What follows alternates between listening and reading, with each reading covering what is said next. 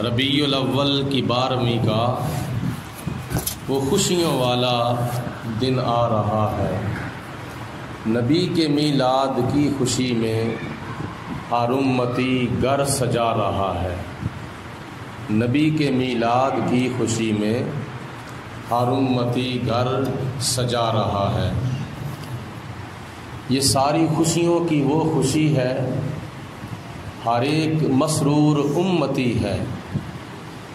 یہ ساری خوشیوں کی وہ خوشی ہے، ہر ایک مسرور امتی ہے۔ نہیں یقین تو قرآن پڑھ لو، میلاد خود رب منا رہا ہے۔ نہیں یقین تو قرآن پڑھ لو، میلاد خود رب منا رہا ہے۔ حضرت سیدہ طیبہ طاہرہ ام مصطفیٰ حضرت سیدتنا آمنہ سلام اللہ علیہا آپ فرماتی ہیں کہ جب میرے لال پیکر حسن و جمال صاحب شرف و کمال حضرت محمد مصطفیٰ صلی اللہ علیہ وسلم کی ولادت باسعادت کا وقت قریب آیا تو میں نے اپنے کچے کوٹھے کے اندر کچھ عورتوں کو دیکھا جو کہ پہلے میں نے ان کو نہیں دیکھا تھا۔ ویسے تو روایات میں آتا ہے کہ جب حضرت آمنہ رضی اللہ تعالی عنہا کے گھر میں حضور علیہ الصلوۃ والسلام کی ولادت باسعادت ہونے والی تھی تو آپ کے پاس حضرت صفیہ جو کہ نبی پاک علیہ السلام کی پھپھو جان لگتی ہیں ان کا ذکر آتا ہے۔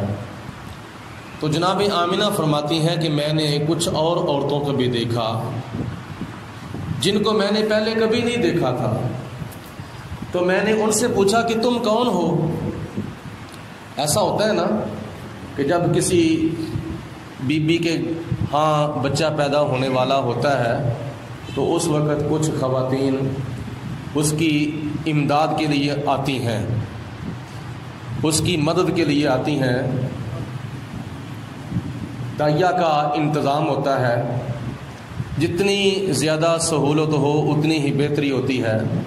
اور ویسے بھی قرآن پاک میں آتا ہے اللہ تعالیٰ کی ذات بابرکات نے سہولت دینی چاہیے، یعنی داعیہ کا انتظام ہونا چاہیے۔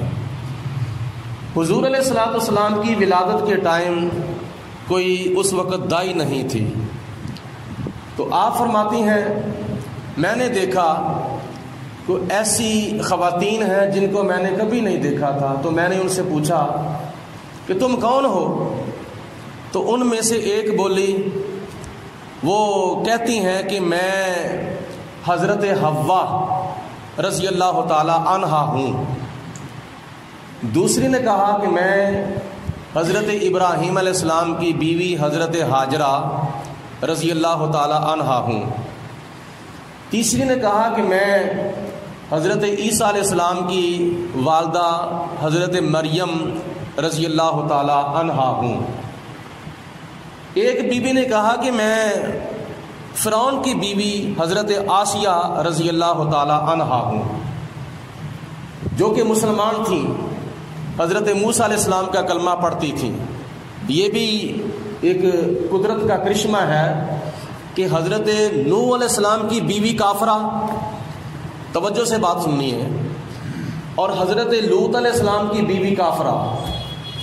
ادھر فرعون خود کافر ہے اور ان کی بیوی حضرت آسیہ رضی اللہ تعالی عنہا مسلمان ہیں، جو کہ حضرت موسیٰ علیہ السلام کا کلمہ پڑھتی تھیں۔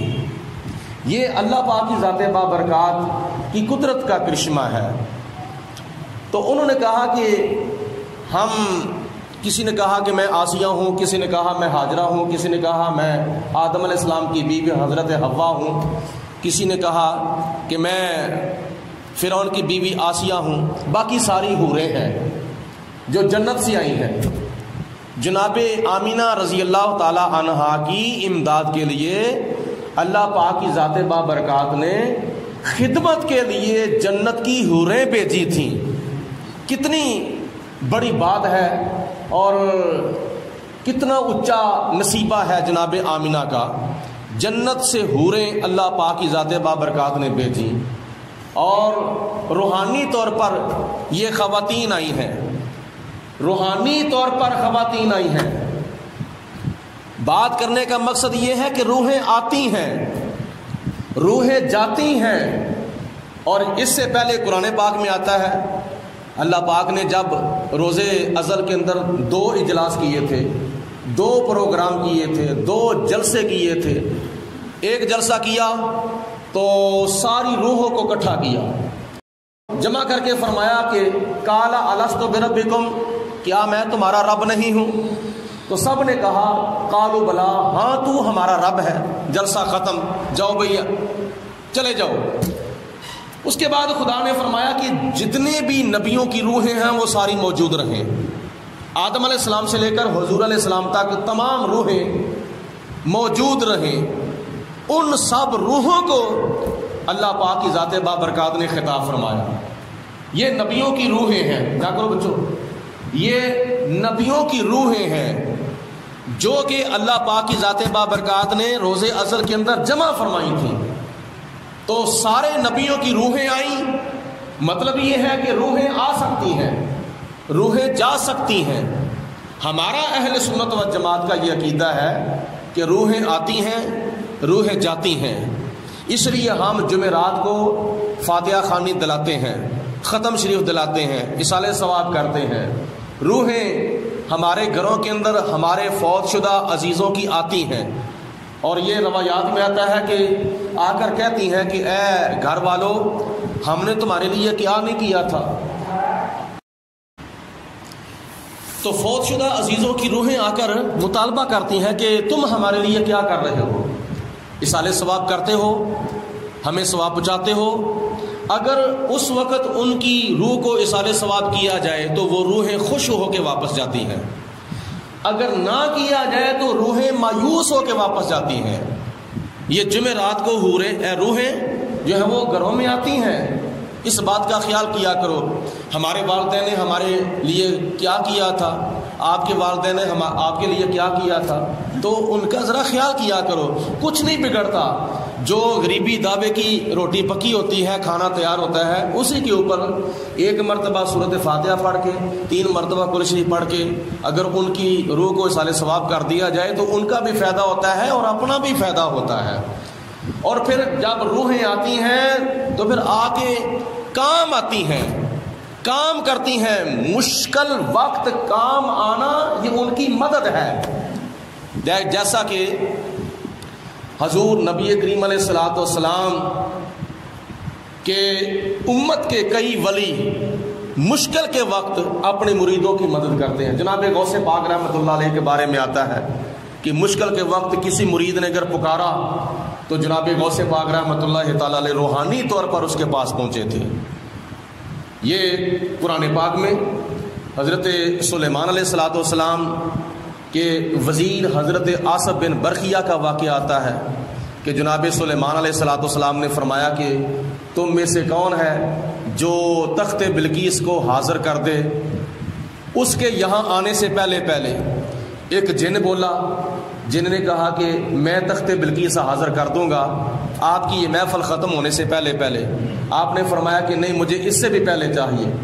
تو جناب سلیمان علیہ السلام کی بات سن کر پھر آپ کی امت کے ایک ولی بولے جن کے پاس زبور کا کچھ علم تھا. وہ کہتے ہیں قال الذی عنده علم من الکتاب انا آتیک بہ قبل ان یرتد الیک طرفک، کہ میں تخت بلقیس حاضر کر دوں گا آنکھ جھپکنے سے پہلے. اب تم اندازہ کرو حضرت سلیمان علیہ الصلوۃ والسلام تشریف فرما ہے ملک شام کے اندر اور تخت بلقیس پڑا ہوا ہے ملک یمن کے اندر. راستے میں ہزاروں میلوں کی مسافت ہے.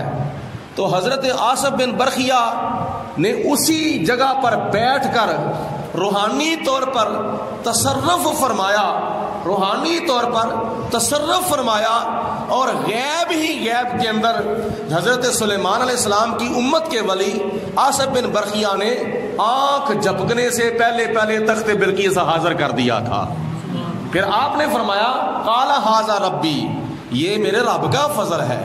اب جناب سلیمان علیہ السلام نے پوچھا بھی نہیں تھا کہ اے اللہ کے نبی وہ تخت کہاں پڑا ہوا ہے، کس ملک میں ہے، کس صوبے میں ہے، کس ڈویژن میں ہے، کس ضلع میں ہے، کس شہر میں ہے، اور کس محلے میں ہے، کس بازار میں ہے، اور کس محل میں ہے، محل کے کس کمرے میں ہے. نہیں پوچھا، بلکہ پوچھتا تو وہ ہے جس کو پتہ نہ ہو. اللہ تعالیٰ نے اپنے نبی سلیمان علیہ السلام کے توسل سے حضرت آصف بن برخیاں کو یہ بھی روحانی قوت عطا فرمائی تھی کہ وہ اپنی جگہ پر بیٹھ کر ہزاروں میلوں دور اور ہزاروں ٹن وزنی جو تخت تھا وہ آنکھ جھپکنے سے پہلے حاضر کر سکتے تھے، اور حاضر کیا تھا. تو جب جناب سلیمان علیہ السلام کی امت کے ولیوں کا یہ مقام ہے تو جناب آقا جناب محمد رسول اللہ کی امت کے ولیوں کا کیا مقام ہوگا. اور نبی پاک علیہ السلام نے فرمایا کہ جس طرح پہلے نبیوں میں سے میں افضل ہوں، جس طرح پہلے نبیوں میں سے میں افضل ہوں، اسی طرح پچھلی امت کے ولیوں میں سے میری امت کے ولی افضل ہیں. تو جناب سلیمان علیہ السلام کی امت کے ولی اور آپ کے وزیر حضرت آصف بن برخیہ کی روحانی قوت کا اتنا عالم ہے، تو حضرت غوث پاک رحمۃ اللہ تعالی علیہ کی روحانی پرواز کا اور آپ کی روحانی قوت کا کیا عالم ہوگا. یہ مسئلہ برحق ہے.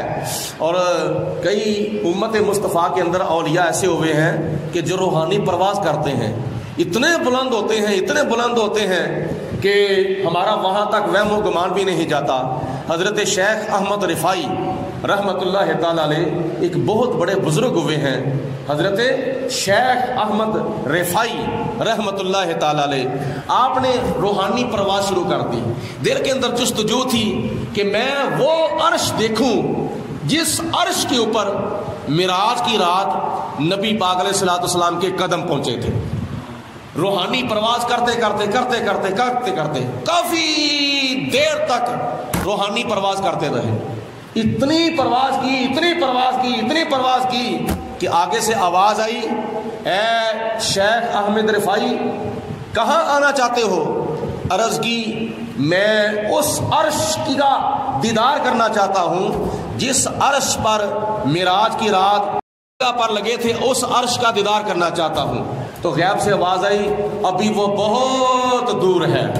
پھر روحانی پرواز شروع کر دی. پھر روحانی پرواز کرتے ہیں، کافی دیر تک پرواز کرتے رہے. تو پھر آواز آئی کہاں جانا چاہتے ہو، کیا دیکھنا چاہتے ہو، کہاں پہنچنا چاہتے ہو؟ تو عرض کی یا پروردگار عالم، جہاں تیرے محبوب کے معراج کی رات قدم پہنچے تھے میں اس عرش کا دیدار کرنا چاہتا ہوں. تو آگے سے آواز آئی ابھی وہ بہت دور ہے، بہت دور ہے، بہت دور ہے. حتیٰ کہ آپ پرواز کر رہے ہیں، بار بار آگے سے آواز آ رہی ہے، بار بار حضرت شیخ احمد رفاعی آگے سے عرض کر رہے ہیں. تو آخر کار اللہ پاک کی ذات بابرکات نے فرمایا اے شیخ احمد رفاعی تو 4000 عرش طے کر آیا ہے.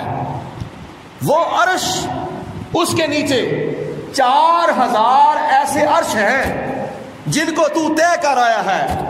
کہ جس عرش پر میرے محبوب کے معراج کی رات قدم پہنچے تھے، اگر تو ساری عمر بھی پرواز کرتا رہے، اگر تو ساری عمر بھی پرواز کرتا رہے تو اے شیخ احمد رفاعی تیرا وہاں تک وہم و گمان بھی نہیں پہنچ سکتا جہاں معراج کی رات میرے محبوب کے قدم لگے تھے.